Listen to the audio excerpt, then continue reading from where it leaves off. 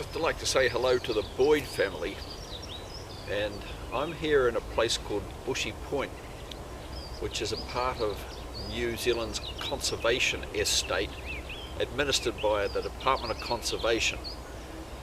And this is an area of about 60 hectares in all, and up until about the year 2000 there was about 15 hectares of grazing area.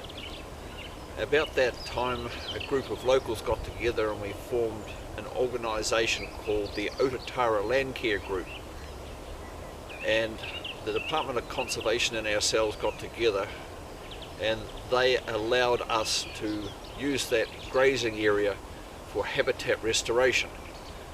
And the whole object of the exercise was to connect two what is called significantly or nationally significant patches of native bush.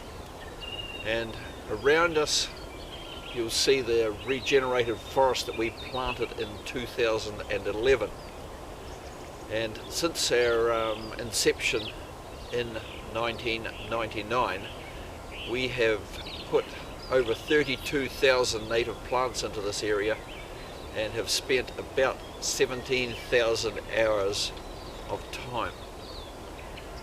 What we have through here is about 3 kilometres of walking track which we maintain, and we are trying to re-establish a forest that was here before the arrival of the Europeans.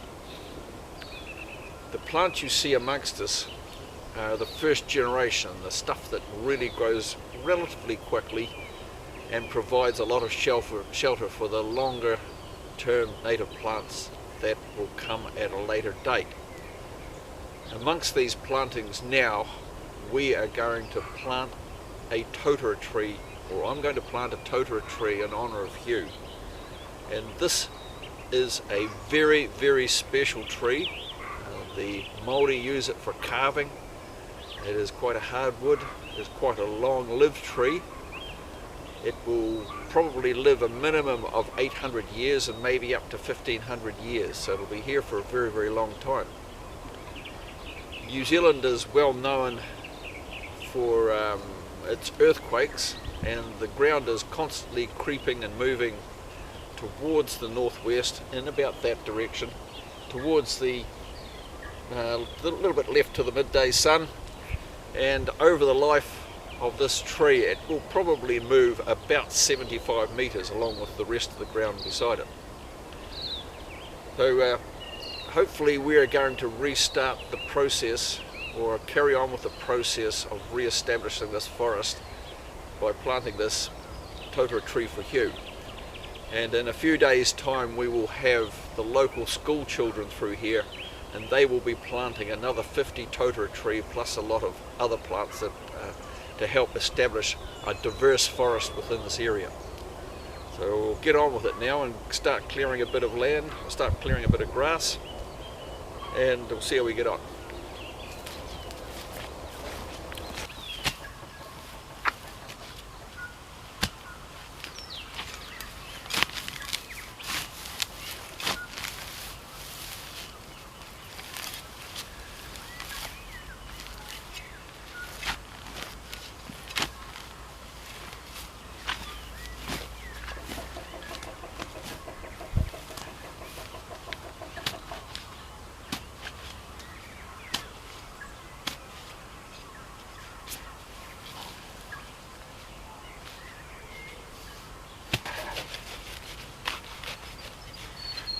Loosen up the soil in the bottom of the hole a bit.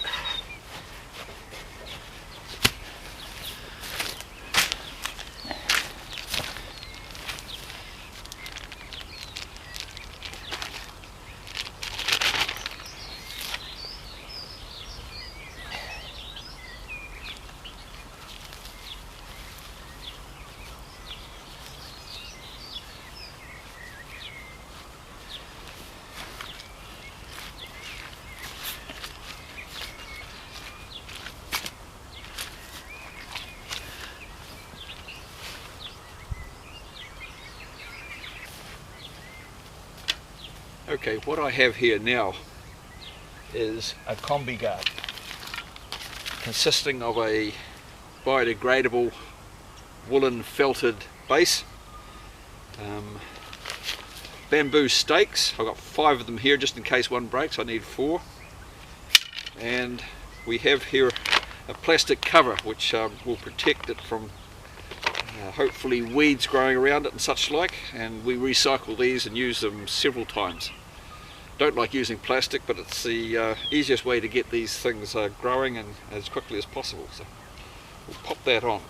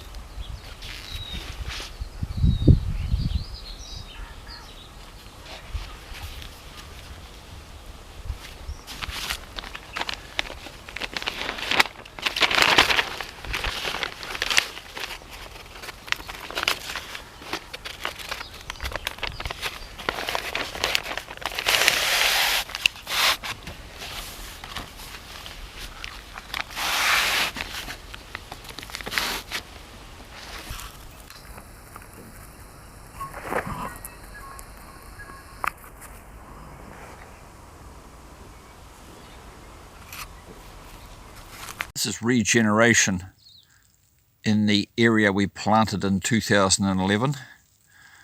If you have a look closely, you can see that there's a lot of these totara trees. There's a really good one just coming up in the middle of the picture now.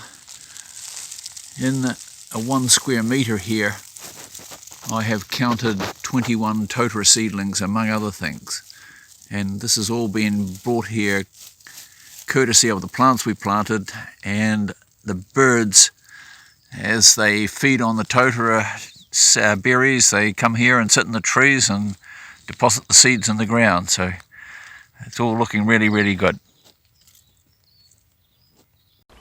This is a regenerated totara forest that is about 100 years old. And these are the ones that are about 18 metres tall, and they will stay this way for the rest of their entire life until the next generation grows through these trees and probably adds another 3 to 6 metres to the next generation's height. And as you can see in the foreground, we are doing some habitat restoration here, and the trees are just starting to grow and starting to get their heads above the height of the grass. And that's always a big issue.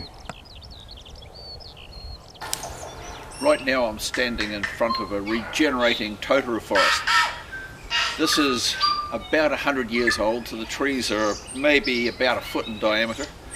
But this is a diverse forest. It has a lot of other plants underneath it, like azaleas. We have here Coprosma rotundifolias. On the ground is hound's tongue fern. We have some 5-finger, 7-finger. I can spot some native jasmine and a lot of other native things growing through. So hopefully where we planted Hugh's tree, in 100 years time it will look like this. And it will be an absolutely marvellous place. It's full of native birds. We're doing pest eradication as best we can at the moment. Getting rid of all those native possums, non-native possums, the rats and stuff like that. And this is really, really a magical place.